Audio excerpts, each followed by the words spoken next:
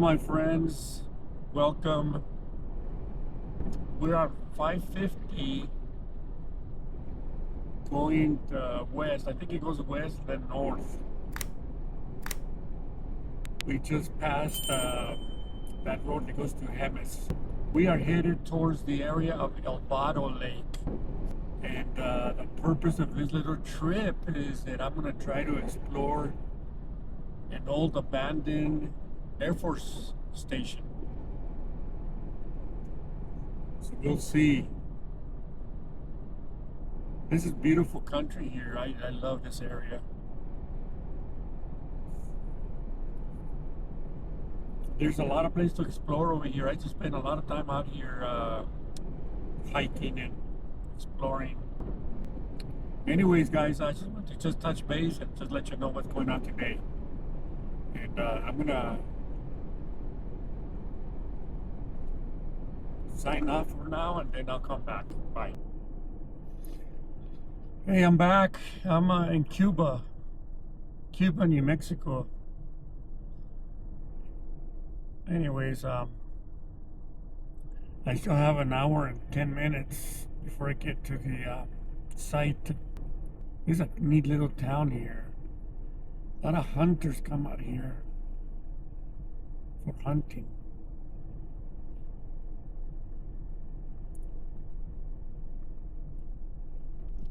Not much going on. I used to come and every time I used to pass through here, and it's been a while since I've been here, but there used to be a neat little Mexican restaurant here. I just don't know where it is anymore.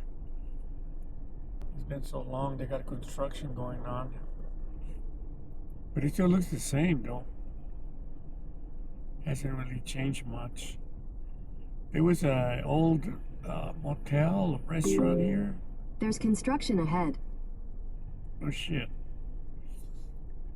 There used to be a restaurant, I believe. Oh, here it is, Bruno's. Maybe that's the one. But anyways, I think we're leaving. You don't want to blink when you pass through here because you'll miss it. But I'll check back again when I get closer. Bye. Well, guys, we're still on 112. It looks like we hit dirt. And it's muddy, and there's like patches of snow. So I guess it's going to be dirt for the next 12 miles or so. So it's going to be kind of slow going. I'm doing about 45. I still, according to my map, I still got 34 miles to go. About 20-minute drive. Where the snow has melted. They must have got a lot of snow up here. Just gotta be careful. Like right here is a lot of snow. There's a car in front of me. It's a small SUV. So if you can make it, I can make it. I got big tires. My vehicle's lifted. I got off-road tires.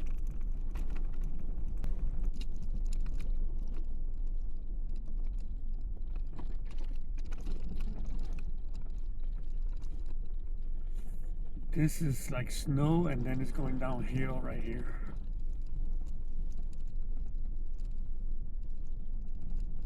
So it's better to be safe than sorry, guys. That's for sure. Okay, this guy's stopping. Letting me go, I guess. So anyway, it's gonna be just a while of just slow pace on this road. So I'll check in a little bit. Okay, guys, I'm getting close to El Vado Lake. There it is. Here's the lake. I know you can't see it, but it's on the side. Okay. But we're at El Vado Lake. Big lake. You can see it a little bit here.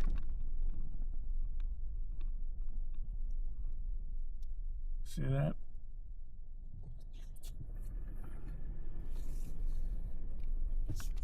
Okay, let me try to show you the lake. But we're gonna go over the. Hold on, let me show. Okay, you see that? That's a Vado Lake. Okay, looks like we're gonna go over the dam. We used to come fishing here a long time ago. I think we're gonna go over the dam. The Vado Dam, guys. Look how huge it is.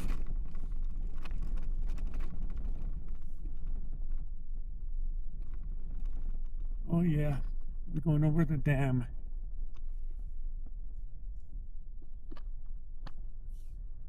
Do not stop on crest of dam. So let me go ahead and before I go into the dam, let me show you. Let me show you again. You see that? Beautiful, huh? All right. So now we're going over the dam.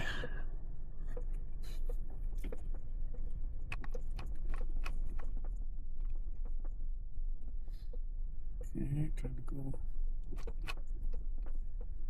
slow because there's a lot of holes.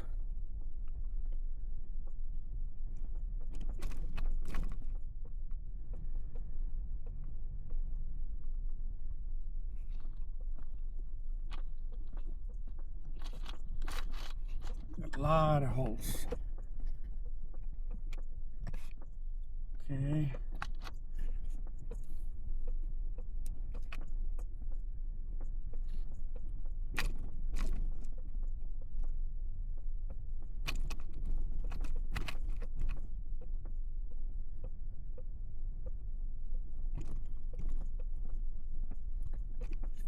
All right, we're almost over.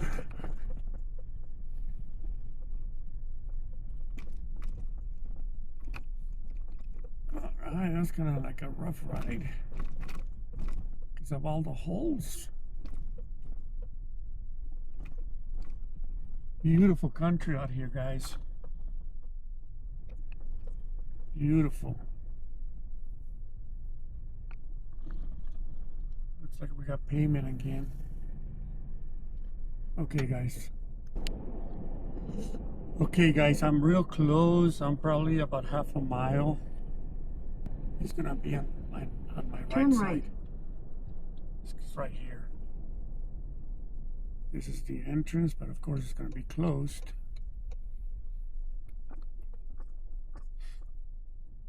There's no sign of any kind.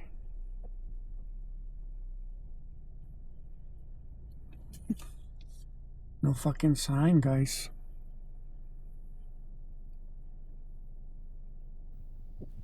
Okay, guys, this is the gate visible from Highway 112.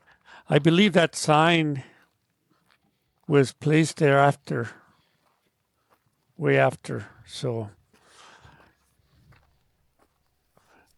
we're going down the road that goes up to the station.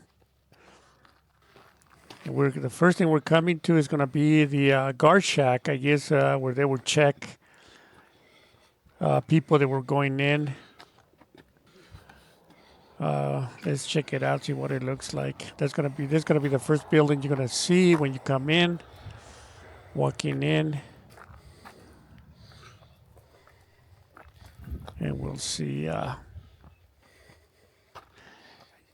One thing you want to do is you want to take precautions going into these buildings. Wear gloves, a mask, just to protect yourself from any hazard. Yeah, it's nothing much, just a guard shack. Okay, guys, going up the hill. It's like a little hill going up. I can see some buildings already up there. I'm gonna look for a spot to set up my drone. I'm gonna fly my drone, kind of get an idea what it looks like. give me a bird's eye view. Just give me an idea of the layout. So I'm looking for a spot to set up my drone here somewhere.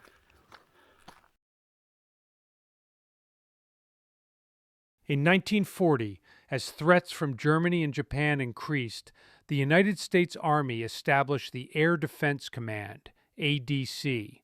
During the early years of World War II, a network of 95 radar stations operated along the eastern and western seaboards. Later in the war, it became apparent that the war was to be fought on foreign soil, and U.S. development of radar diminished. The British, however, suffering from German air attacks, continued intensive development of the technology. After World War II, the Soviet threat began to loom on the defense horizon. It wasn't until 1949 that funding was made available to construct a permanent network of air defense radar sites. These sites were intended to protect the U.S. from airstrikes by the Soviets, especially strikes coming over the North Pole. The first radar equipment was developed by Bell Telephone Laboratories and General Electric in 1945. It was transportable and was employed at other early reuse study for lash-up sites. The equipment was capable of searching up to 60 miles at 40,000 feet and was operated by a crew of 10. The radar antenna was mounted on a platform of steel trusses, referred to as an Arctic-type tower. It was a large oval dish that rotated 360 degrees. This apparatus has been removed. At first, it was thought that the Soviets would strike major cities and key military sites. Radar stations were installed to cover these sites.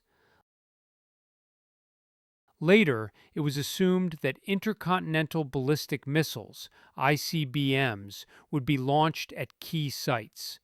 These required an early warning system that would allow time to launch defensive aircraft to strike down the missiles en route and possibly launch a counterattack. Tierra Amarilla Air Force Station. The Tierra Amarilla Air Force Station is a closed United States Air Force general surveillance radar station. It is located 8.2 miles southwest of Tierra Amarilla, New Mexico. It was closed in 1959. In late 1951, Air Defense Command selected this site near El Vado, New Mexico, as one of 28 radar stations built as part of the second segment of the Permanent Radar Surveillance Network. On November 27, 1950, the 767th Aircraft Control and Warning Squadron was activated at El Vado, New Mexico. On December 1, 1953, the site was renamed Tierra Amarilla Air Force Station. By September 1952, the 767th Squadron commenced operation at this new permanent site, and initially, the station functioned as a ground control intercept and warning station. The squadron's role was to guide interceptor aircraft toward unidentified intruders picked up on the unit's radar scopes. The remoteness of the site from larger cities called for provision of activities at the site. A basketball league played on an outdoor court. Bingo nights and movies contributed to squadron morale. In 1953, an indoor gymnasium was constructed to provide year-round physical recreation. Cold War architecture in the United States, and in most of the Allied and adversarial countries that participated, is the epitome of functional optimization. This architecture was built in a hurry, for singular purposes, and with absolutely no frills. Everything erected had a direct mission, or supported those who performed that mission. On February 8, 1959, the station was ordered closed and the squadron was inactivated. This became the first radar of the permanent ADC network to shut down. In 1961, the station was acquired by the state of New Mexico. The New Mexico Forestry and Resource Conservation Division occupied the site briefly, but it was ultimately abandoned and turned over to Northern New Mexico Community College by the New Mexico State Legislature for educational purposes. Northern New Mexico Community College did not have the resources to develop the site and operate it. The site was never used again. Today, the site is abandoned, with many decrepit buildings standing in various states of decay. It has all the appearance of a ghost town, unused for the past 50 years. Okay, my friends, we're going to explore the first building. This building appears to be a multi-purpose recreational facility. And you can see some of the windows high up there. It's got high ceilings. And you can see the court, the basketball court frame right on that wall. This ground is not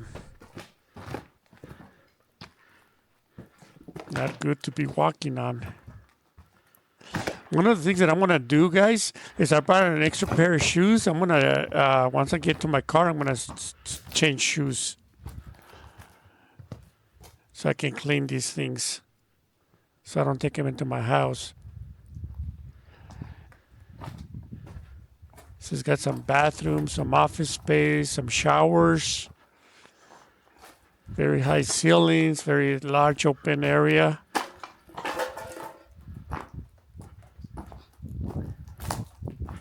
Some rooms in the back.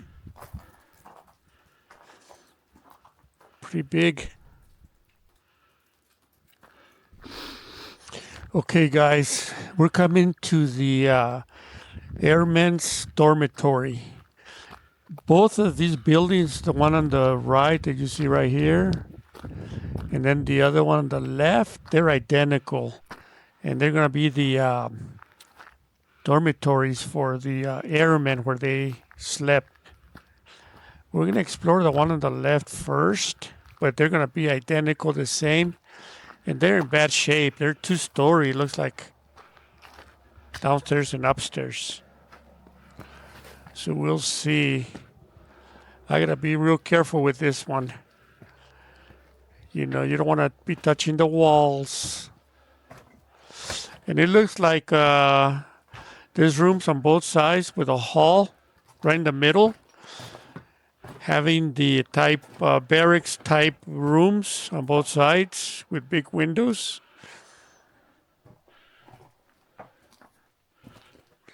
So this is going to be the building on the south side of the street. And you can see they were fairly big. Of course, you know, the walls are knocked. They're not there anymore.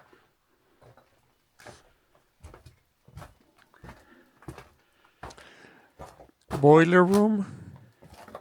Maybe the washer and dryer. I don't know.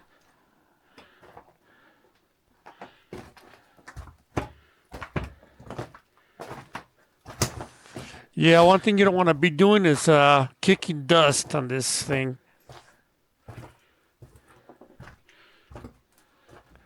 There's some internal stairs to go upstairs. Yeah, these stairs don't look too solid. The roof is collapsed. There's really no roof, so you see all the snow. And it's all wood, so the wood kind of softens with all the water, the rain. This building has been abandoned and vacant since the 1950s, guys, or early 1960s at least. They closed this building in 1958, I think. This floor is too mushy, too soft. I really don't think it's safe to walk on the floor. It's full of snow, and I can't tell what the floor, the wood looks like. Look at this scenery. Nice, huh?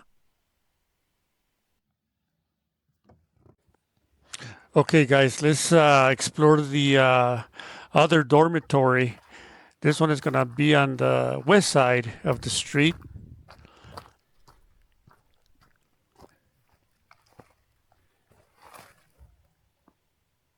Yeah, there's some deer tracks.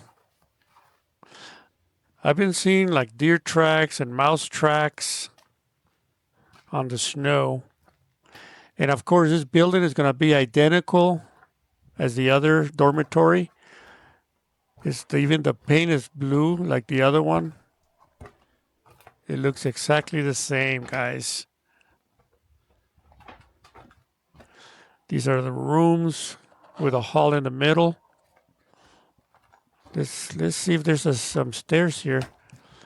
Yep, just like the other one.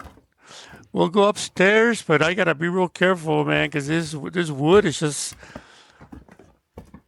falling apart. Look at this. There's holes on these stairs. Try to walk without falling. Yeah, I mean, I can feel the whole thing moving.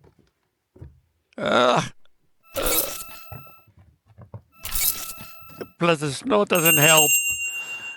It's slippery. So there's a hall. We're on the second floor. There's a hall, and you're going to have the rooms on both sides. Dormitory types, barracks. Big windows, though. And this floor is moving. It's real mushy and soft. Not real safe walking here, guys. I don't even know why I'm walking at this. Look at that over there. You can see it already. Yeah, it looks long, but they had walls. They're missing. But look at this. There's a hole. The floor has caved in. So now, not worth taking a risk. All I need is fall on this asbestos contaminated structure.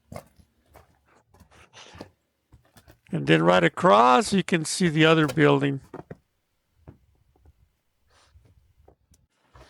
Okay, guys, we're still walking on the dormitory, the one on the west side. We're on the hall.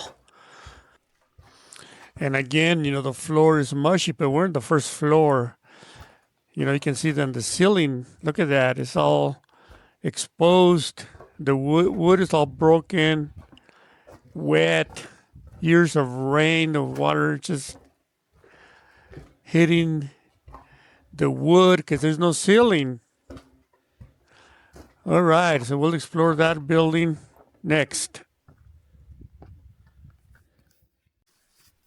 Okay, guys, we're gonna explore this couple of buildings here on the west side. You can see the rest of the buildings. This place is fairly big. Still a lot of buildings standing. There's the dormitory we just finished exploring. So this is gonna be the heating plant. I'm sure it's gonna have some huge boilers, steam boilers. Look at all that white shit on the side.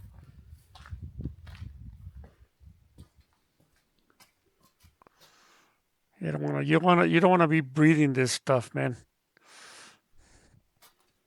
Big old boilers. Look at that. They're huge.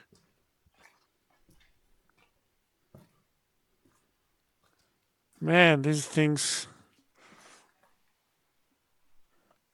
were producing some heat. Look at that. They don't make them like this anymore.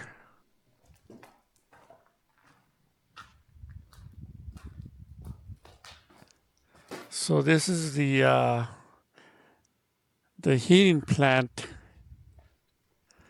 that produce heat for the dormitories and the other buildings. Yeah, let's get out of here. I don't feel good walking around in there. Get some fresh air. So, There's still a lot of snow out here. We got some snow in Albuquerque, but I bet they got a lot of snow over here. We've had the last couple of days has been sunny, so all the snow in Albuquerque melted like within hours. But over here, it's just there was so much snow, still some on the ground. So this is going to be the supply shop where they issued equipment, gear. Probably just a big warehouse.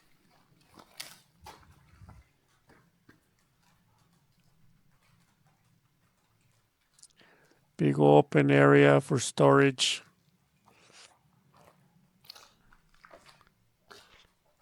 There's some painted, they painted some of the tools so they know where to hang them up. So this is where you will come and get a gear if you needed something, cleaning gear, whatever.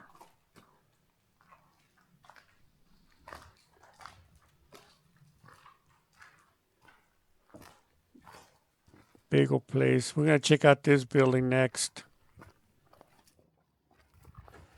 Okay, this building was described as operations. I'm not really sure exactly what role it played. But here's a big open area here.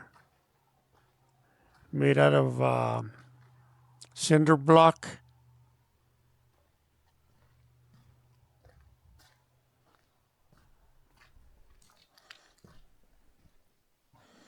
This looks like a fairly different type of room here. Then there's a wall dividing it, but I can fit right in.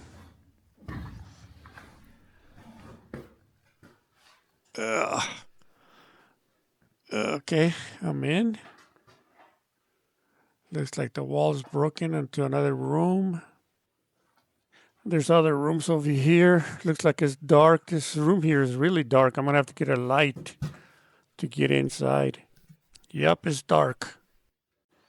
Okay, I got a light so I can see what's inside here. I really don't know what this room was used for.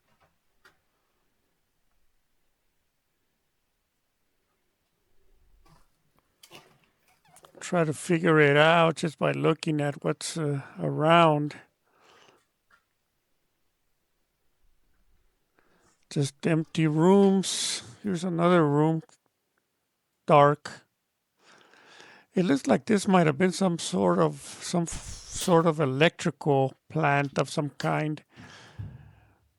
Maybe perhaps it provided like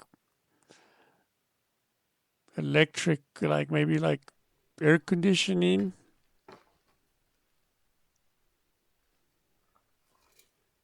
I don't know. But I see a lot of electrical stuff around. What is this? What's this?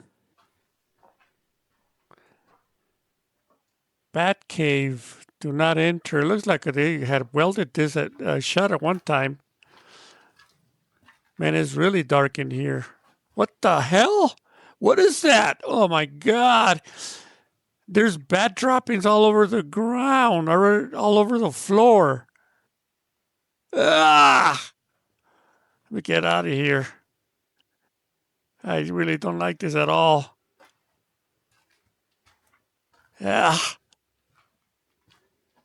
I regret going inside of there.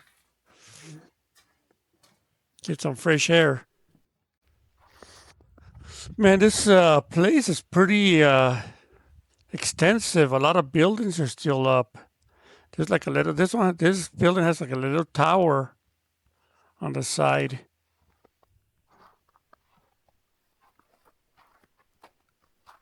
A lot of exploration here, man.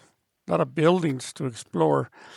So this building here, I'm looking at the at my notes, and it's described as the electric primary power.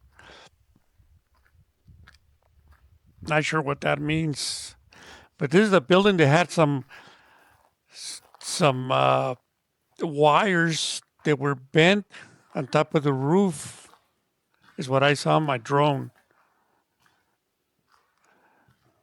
Some graffiti. It's just an open, huge room here.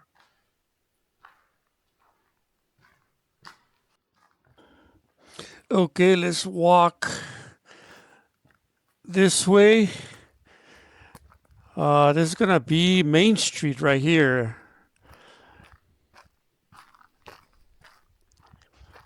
This must have been the main road with all these trees lined on the side.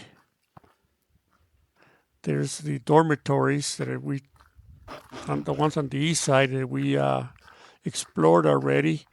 This building, they have it classified as a multi-purpose recreational facility. So this was another recreation. I'm not sure exactly what type. Kind of a big open room.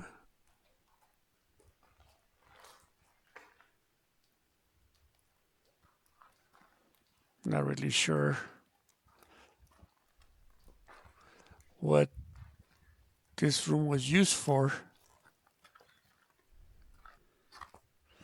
Let's check out the other side of the building.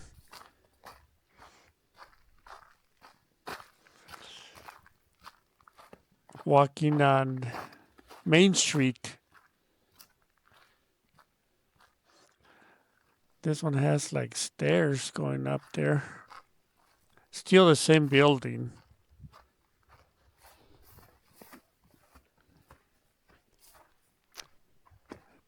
Multi-purpose recreational facility of some kind. I don't think I'm gonna go inside. There really ain't much. Looks like showers in there. So this was the multi-purpose recreational facility that we just explored. I didn't go to the other side because of the floor was all missing, big old holes. Look at these poles here.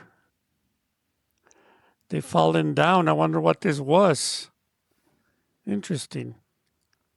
So we're going to explore this other place right here, this room, this dwelling. I'm not sure what it is. I tried to look it up and I just couldn't get a description of it. But we'll go inside just to see. It's a big open area, at least now it is. I don't know if they had walls. Yeah, I'm not sure what this building was used for. There's got tables there.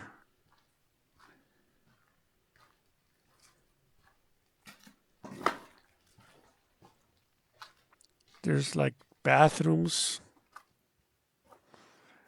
Maybe it was part of the, looks like almost like a kitchen there. Maybe it was a dining area. Could have been, I don't know. Interesting. So over there are their dormitories, but these were two other dormitories that they're no longer standing. You can only see the foundation of the buildings. This was one dormitory. I'm sure it was identical as the other two we explored already. There's the steps to get in. And then right next to it is the other one. Right over here.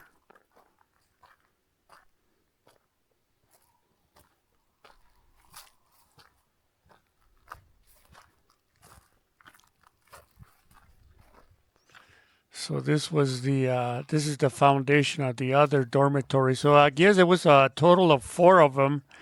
2 are still standing and 2 are no longer here anymore. Just the foundations where they used to be.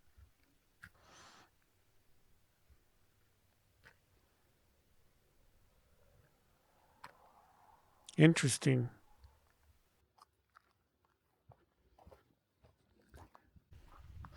And way up here on the east side, on the outskirts of the compound, you see a building with a bigger tower in the middle. This one they describe as a communication receiver. So it was some sort of radio room where they were receiving data from the radar units. I don't know. Not a big building.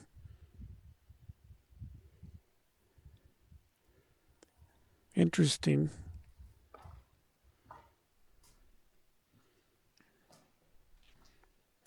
Then you got this little room here. Someone broke the wall where they had equipment. All these electrical outlets, so they must have had some radio equipment here. It's another angle of the receiver, the communication receiver building. Looking at coming in from the east side, going west. Just to see the other side. Little room in there.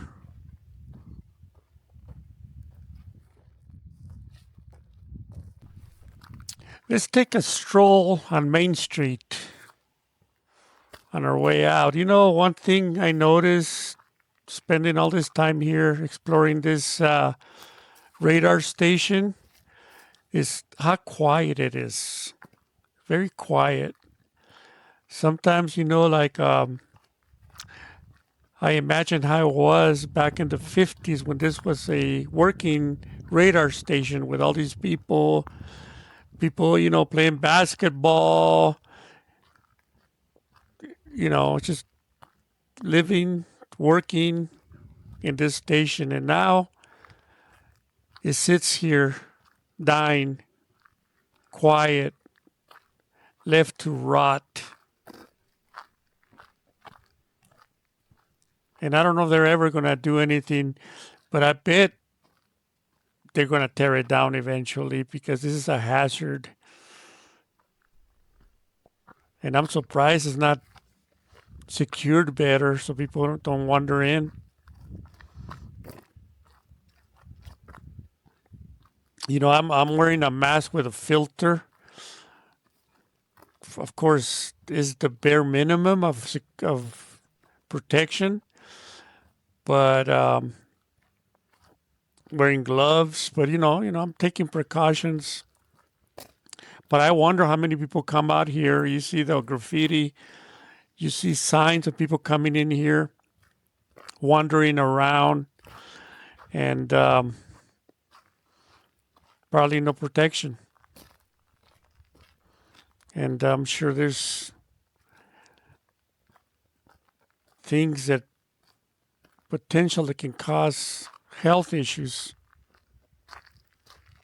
So I see the state or whoever tearing this place down eventually.